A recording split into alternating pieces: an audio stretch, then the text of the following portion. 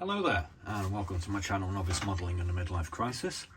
My name is Andy and today I'm going to be doing you a quick what's in the box kit review on my TAMIYA German Panther Panzerkampfwagen 5 Panther AUSF G SD KFZ 141 Früher version, and this is in the 135 scale and is kit number TAMIYA 35170. The first tooling for this one, incidentally, was produced in 1993. It had new parts added, don't know what they are, in 1994 and 2012, and it went through a box change in 1994 and 2012 also. I can't exactly remember how much I paid for this, but I've actually had a look at Jadlam, which is a pretty decent sized model supplier online in the UK. And you can pick one of these up for £25.95. Now, I'm actually drinking as per usual. I'm drinking today DAB, which is a Dortmunder export from Germany, and it's rather tasty. And as I'm in the German theme, I'm wearing one of my Borussia Dortmund BVB 09 hats. I'm a Kloppite and a Koppite, and I'm very sad to see Jurgen go. So without further ado, let's have a quick look at the instruction sheet. I'm going to quickly read out the blurb off the front. Because of its many advanced and innovative features, the World War II German Panzerkampfwagen 5, known as the Panther tank, is still considered by many ordnance experts as a weaponry masterpiece. The development of the Panther came about due to the success generated by the Russian T-34, which has become a serious threat to the German forces during the mid-part of the conflict. Mass production of the Panther began during spring of 1943, and with its sophisticated mechanics and powerful Type 42 L70 70mm main gun, the Panther tank demonstrated its formidable strength during frontline action shortly after its introduction. Several improvements were suggested following its initial employment, resulting in the Panther Type G, which began to appear in spring 1944. Major improvements consisted of additional side armour, slope angles and simplified assembly refinements for mass production. The power plant of the Type G Panther was a Maybach HL230-P30 V12 water-cooled engine producing 700 horsepower. This power plant was mated to an improved transmission in order to eliminate gear malfunctions found on the earlier models. An innovative torsion bar suspension system and compound row wheels enabled superb off-road running ability. Major contractors MAM, Daimler-Benz and MNH all tooled up to manufacture the Panther Type G version during the latter war period. All these three produced 3,740 out of a total of 6,000 units produced by all firms. Now I need a drink. We'll have a quick look at the instructions, which differ slightly to the previous one we've looked at, which I do apologise, I forgot to actually show you.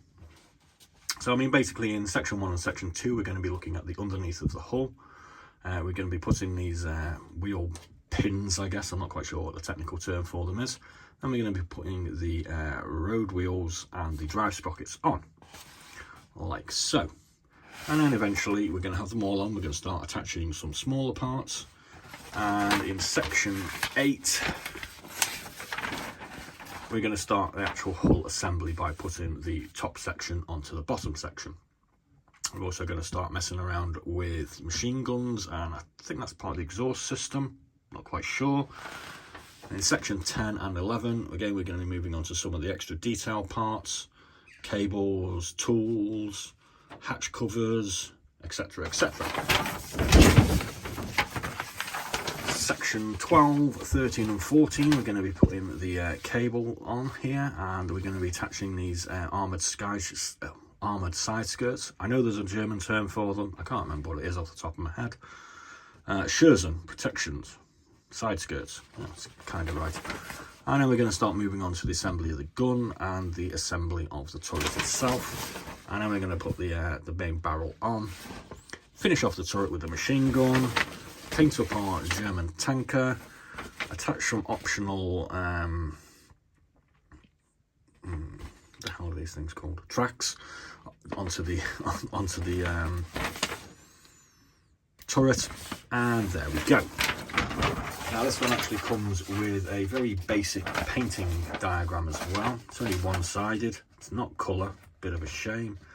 Shows a side diagram, shows the from the top, and shows the front and rear with the application of the decals, which I'll show you shortly. That's the instructions out the way. Moving on to our sprues, we get 2 sets of this sprue, which is obviously the road wheels and the drive sprockets.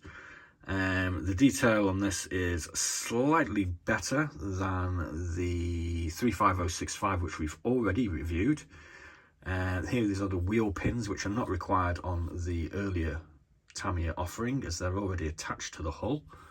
So basically what we're seeing is this basically has more parts and needs more time to actually complete. That's just a basically replication of that one. This particular sprue here is in black, and these are the extra tracks which can be attached for spares, or for, in many cases, they were added as additional sorts of armour. So that's a pretty basic looking sprue, nothing interesting going on there. Then we move on to one of the fun ones. Here we have our standing figure. He is better represented and better detailed than on 35065. We have the back plate, we have the side skirts, we have this cable, which I believe you can actually melt these cables to actually give it this sort of more natural look. This is an air vent that goes on the back here. We've got the mantle of the gun. This looks like a machine gun port. We have a couple of hatches. This is part of the rear assembly. They're part of the drive mechanism. We've got a spade, and we've got some cutters. We've got what looks like a crank or a jack, perhaps. Don't know what these parts are. We've got a sledgehammer there. We've got some rather nice looking headphones. Don't know what that is. Looks like an old-fashioned sexton. I think that's actually the that folds on the front there. That's like a gun support for when it's not moving. This particular one is the turret. We've got a machine gun. This one, as you can see, as compared to 35065, which I've just done a review for yesterday, this is all completely smooth. Every sort of panel is smooth, where the other ones sort of had some sort of foundry markings on them, or they were sort of rough to touch, which I kind of like, to be honest with you. Kind of look more realistic, but this is all very smooth plastic. So this is our turret, this is our commander's cupola. Here we have the gun barrel. This is the rear section of the turret with a hatch. This here is going to be, I imagine, part of the gun. Got some more hatches, some more bits and bobs. There's a hatch there. That's got foundry markings on it again. It's got this sort of rippled effect, which I kind of like.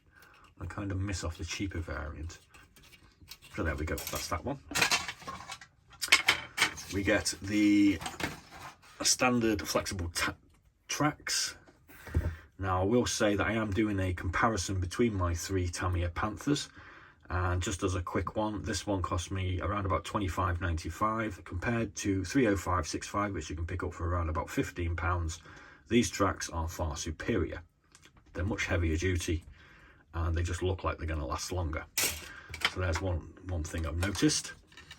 And also, here we go, here is the actual main body itself. And again, compared to 35065, this top plate here, it's all sealed in, so you can't actually physically see into the tank when you move it around. And the detail on here is noticeably better as well. And that just basically fits together, something like that. Yeah, there, like that, there we go. So that's all one sealed unit, which is a definite improvement over the earlier version that Tamiya supplied. Here we have a bunch of air vents. And there's obviously the hatch that goes into the engine. We've got the 2 driver and the machine gunner's hatch here.